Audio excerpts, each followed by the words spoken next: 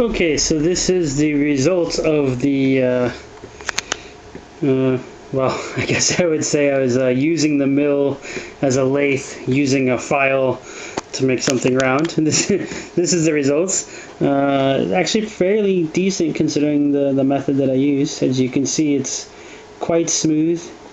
Both wheels are finely matched. It's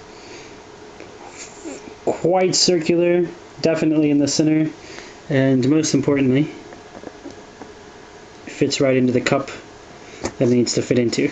So there you go. Really simple method to make a tool that you don't already have.